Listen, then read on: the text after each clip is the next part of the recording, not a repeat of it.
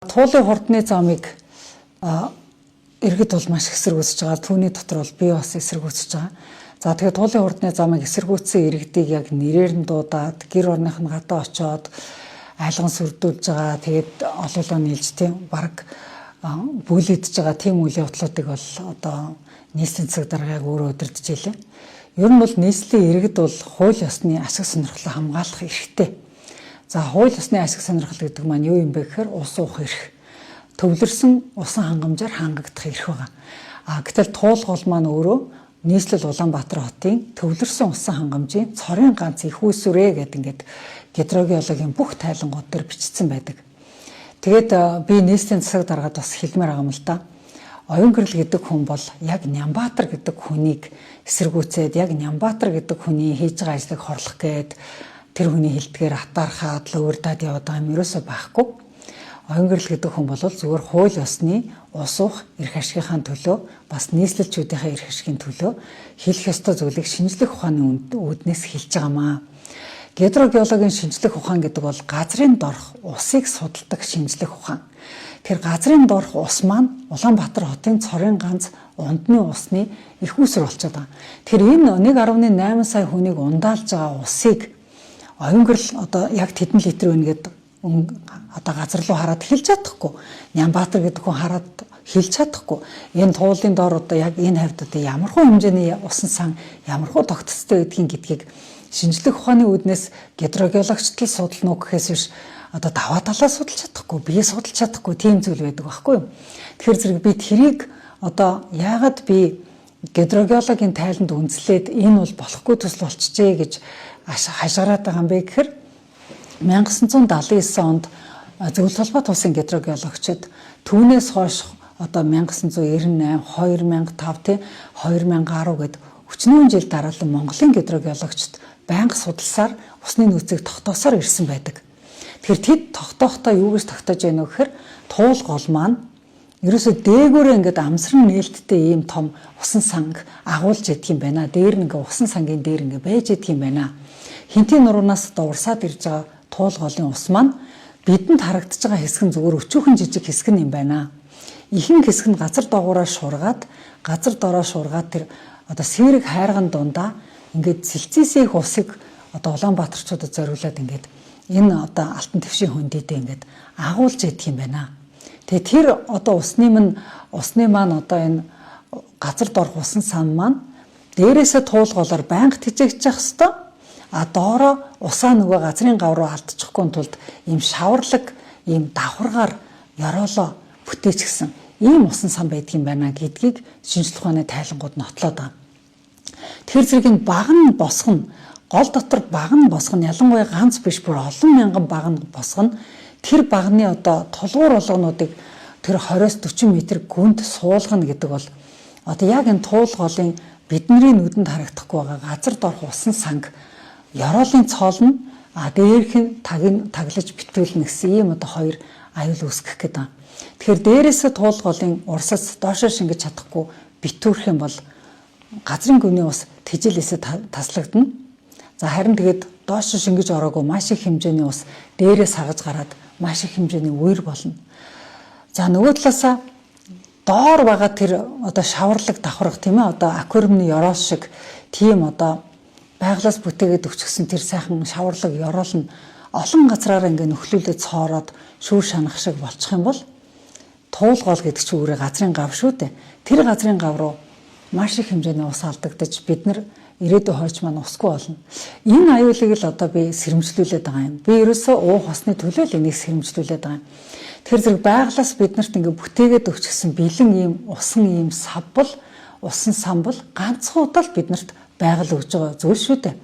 Тэр ганцхан удаа өгж байгаа энэ өглөгийг нь бид нар өөрсдөө тийм хөгжиж байгаа нэгээд цоолж хайж шүүр шанах шиг болгож хайчаад усаа газрын гав руу алдчихад дараа нь усгүй болох юм бол бид нар Нямбаатараас ус гуугаад авах юм уу? Тэр гадаадын компаниг бид нар яваад гиснийхэн араас бидний усыг өгөөтгөө араас нь шаардах юм уу? Бид нар уйлаад ч одоо тэр ус дахиж нөхөхгүй шүү дээ. Тэгэхээр байгаль зүйлийг одоо биднэрт өгөх өгөөмөр одоо усаа нэгхэн удаа ийм тогтцсонд одоо бариад ингээ өгсөн байна. Тэгээд тэр байгалаас бүтээгээд өгсөн тогтцыг эвдээ хайчих юм бол юун гүүр, юун зам, юун барилга бидний энэ бүхэн аль нь ч хэрэггүй болох байхгүй. Яг тэгвэл энэ бүхний чинь амьлуулахын тулд хүн энд амьдрах ёстой. За сүүлийн үед бол би эхлээд энэ туулын хурдны замыг ингээд эсэргүүцэж ярихдаа дандаа усны талаас ярьж байгаа. Усны нөөцийн талаас. За үерийн талаас нь ярих юм бол бас их аюултай. Яг гэх юм бол нөгөө доошоо шингэдэг шингэсэн муудаад ирэхээр дээшээ хайлан шүү дээ.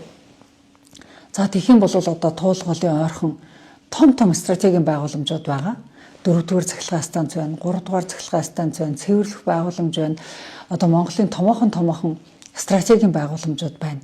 Энэ байгууламжууд байнга үерт ордог болох юм бол нөгөө тог эрчим хүчний маань найдвартай байдал, нөгөө айлуудын жорлон, угаагуур бүх зүйл бол зогсох бас аюултай. Энд тэндгүй барилга баригдаад хөгжөөд идэг. Гэтэл тэр барилгуудаа цахилгаанаар хангаж чадахгүй, цэвэр бохор усны сүлжээ ажиллахгүй ийм болчвол яах вэ гэдэг бас нэг ийм төгшөөр байгаа. Тийм учраас туулгалын одоо асар их үерийг бол бид нар хараагүй. Гэхдээ авчиад ингээд доошоо шургаад ингээд хэмжээгээ таруулаад явж байгаа голыг тэр шургадаг бүх нүхийг авчиад ингээд цементэр бүглээд хайчихад бол туулгал аюултай тогширно гэж бас тэгж одоо үерийн эрсдэл талаасаа бол харж байгаа. За сүүлийн үед бол газар хөдлөлтийн шинжээч эрдэмтэд инженерүүд бол бичээд гисэн байлээ. За хятадын голтой битгий Улаанбаатарын голыг харьцуулаач гэж бичдэг болсон байл. Хятад улс, Франц улс гэдэг нэг дэлхийд дээр нэг хоёр улс байдгийг штэ. Нэг сонио онцлогтой. Энэ хоёр орн яадаг вэ гэхээр одоо тектоникийн нэг том хавтан дээр байдаг улсууд байдаг. Өөрөөр хэлбэл бараг газар хөдлөлт болдоггүй гэсэн үг. Нэг цулгуу хавтан дээр байгаа улс гэдэг чинь газар хөдлөлт бараг болдгоо мэн л та. Гэтэл Улаанбаатар бол газар хөдлөлтийн идэвхтэй бүсэд хагарал дунд оршдог ийм хот юм байна. Яг тэр хагарал нь туулгалдыгвэр таардаг гинэ. За тэгээд газар хөдлөлтийн хагаралтай газар одоо багнуудыг ихээр зооход газар хөдлөлтийн итвэх догширно гэж байгаа байхгүй. Тэгээд одоо 3 балаар хөдөлдөг байсан бол 6 балаар хөдөлдөг болно. 6 балаар хөдөлдөг байсан бол 9 бал болно гэж байгаа байхгүй. Тэр аюултай том баалууд гэдэг чинь Улаанбаатар хотын бүх барилга нуурна гэсэн үг шүү дээ. Тэр хөгжиж байгаа нь энгээд нэг гүүр барьж байгаа нь энгээд хот даяараа бүх байшингаа нураах хэмжээний чичиргээг одоо эхлүүлчих юм биш үстэй тийм. Энийг бас одоо мэрэгчлэлтүүд маш их анхааруулж сэрэмжлүүлж байна. Өөрөөр хэлбэл нөгөө нуухын авах гээд нүдэн сохолчих юм биш үү? Жомоо алах гээд гэрээ шатаачих юм биш үү гэдэг. Тэр одоо мэрэгчлэлтүүдийн сэрэмжлүүлгүүд маш их явж байна. Тэгэхээр энэ бүхэн бол дандаа шинжлэх ухааны тооцоотой, тайлантай, судалгаатай, олон жилийн судалгаагаар нотлогдсон ийм байрлалд энэ юм чинь болох гээд байгаа учраас энийг бол одоо үл томсорлон өнгөрч болохгүй санагдаад байна. Тэгээд энийг сануулсан иргэдэн, энийг хэлсэн иргэдэн дайсан болмооргүй байна. Тэгээ энийг хэлсэн иргэдийгээ дайсан болгож хотын дарганд цоллмооргүй байна. Ингээд цоллоод яваад байна гэвэл одоо ер нь бол эртээд бол хотын даргын гарт ер нь буу шийдэн байсан бол шууд буудахаар юм ярьж илэн шүү дээ. Одоо бараг л оюун гэрлээ гараад ир гэж хаад онлох гээд илэн шүү дээ. Тэгэхээр эн чинь одоо хэддүгээр 100 бэ? 1937 он биш шүү дээ. 1929 он биш шүү дээ. 29 онд бол одоо яалтчгүй одоо Нямбатар шиг хүн гарч ирэл хөрөнгө хурааж яана гэж баахан айлын амьдрал сөрүүлжсэн байх. 37 онд яг л Нямбатар шиг хүн гарч ирэл баахан лам нарыг чи лам байна. Наад сүм хэд ч ингээл шатааж ясан байх, нурааж ясан байх, буудаж ясан байх. 59 онд яг л Нямбатар шиг хүмүүс малчид руу буу тулгаж байгаа л малыг хурааж ясан байх. Гэтэл одоо энэ чинь 21-р зуун шүү дээ. Тэгэхээр 21-р зуунд бол ийм зангаар төрийг удирдна гэж юусоо байж болохгүй. 21-р зуунд ийм зангаар шинжлэх ухааны тайлбар хийсэн үнд, уух усны төлөө хийсэн үнд тийм ээ. Үндснийхээ аюулгүй байдлын төлөө дуурсан иргэдээ ингэж одоо тий хинээр их ашигын төлөө гэж ингэж одоо улайран өөдөөс нь босч идэх юм бэ. Би тэргээд үнэхээр ойлгохгүй байна. За нөгөө талаас бол хинээр их ашиг гэдэг дээр ярихад Нямбатар даргын эхлүүлж байгаа төсөл бол зүгээр Монгол компани энэ төслийг хийсэн бол гэдэг нүдээр ингээ хараад үзэхэд бол бүх зүйл нь одоо Монгол компанид хизээж тохиолдохгүй ийм хэтэрхий давуу байдалтай харагдаж байгаа.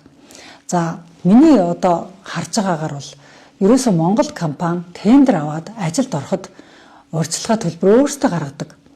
Урьдчилгаа ажлаа өөрсдөө хийдэг. Ажлынхаа 30% хийж гүйцэтгэлээрээ санхүүжилтээ авдаг. байгаль орчны талаар альва нэгэн хууль дүрм зөрчөөд альва нэгэн зөвшөөрлөө аваагүй байх юм бол байгаль орчны байцаагч нар шууд очиод ажил дээр нь газар дээр нь техникийг хурааж аваад торгодог. За тэгэл янз бүрийн зөвшөөрлөхгүй байж байгаа л янз бүрийн одоо тайрах те янз янзын ус бохирдуулах ийм зүйлүүд байх юм бол тэр дорны эрүүгийн хэрэг үүсгдэг. Өөрөөр хэлбэл Монгол компани яг өнөөдрийн энэ туулгал дээр одоо ажиллаж байгаа гадаад улсын компанитай яг адилхан одоо үйлдэлүүдийг хийсэн байсан бол айл эрт цагдаа бариад явчихаар ийм зүйлүүд харагдчихэв. Тэгэхэд тийм зүйл ерөөсөй байхгүй. Маш их давуу байдал олгогдоод байна. Байгаль орчны яамнаас энэ компани давуу байдал олгоод байна. Сангийн яамнаас энэ компани давуу байдал олгоод байна. Санхүүжилтийн нэгэд өгцөн ч байж ах шиг тийм. Одоо бид нар чинь хийцэн ажлаа Монгол компаниуд хэлээд байгаа шүү дээ. Хийцэн ажлынхаа мөнгийг авах гээд эрхээ нээлгэх гээд төрийн сан дээр хэдэн сар болж шүү дээ. Бүр бүтэн хийцэн ажлынхаа мөнгийг авах гээд.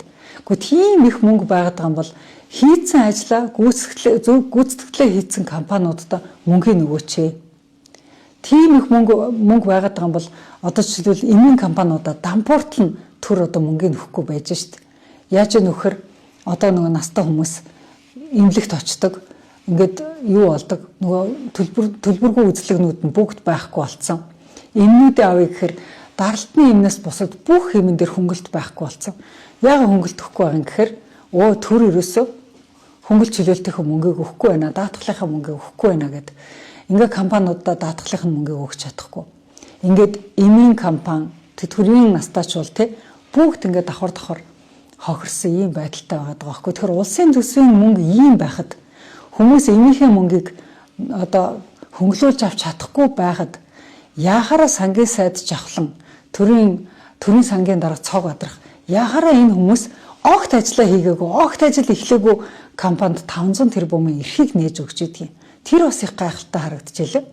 Тэр зэрэг ер нь бол Нямбатар гэдэг хүнийг очиод уцтахаар л бүх ажил бүтдэг юм шиг одоо төрийн бүх шатанд давуу байдал олгогддог юм шиг ийм зүйл харагдчихээн. Тэгээд энэ олон шатны энэ олон давуу байдлууд яаж олгогдов? Ямар их ашгаар холбогдоод байна? Энийн ард авилга байгаа юм биш үз?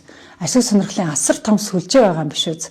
Энэ бүхнийг бас хуулийн байгууллагууд шалгах ёстой гэж бодож байна. Тэгээд хуулийн байгууллагууд бол энэ бүхнийг шалгуулахаар өгч байгаа. Иргэний хувьд бол одоо ус голоо ингээ харсаар адил Монгол улсын бүх хуулийг нүдэн дээр зөрчөөд ингээ харсаар адил ингээд 1.8 сая хүнийг ундны усгүй болох ийм хортон ур дагавартай төсөл хэрэгжүүлэхийг бол иргэний хувьд бол эрс эсэргүүцэж байгаа.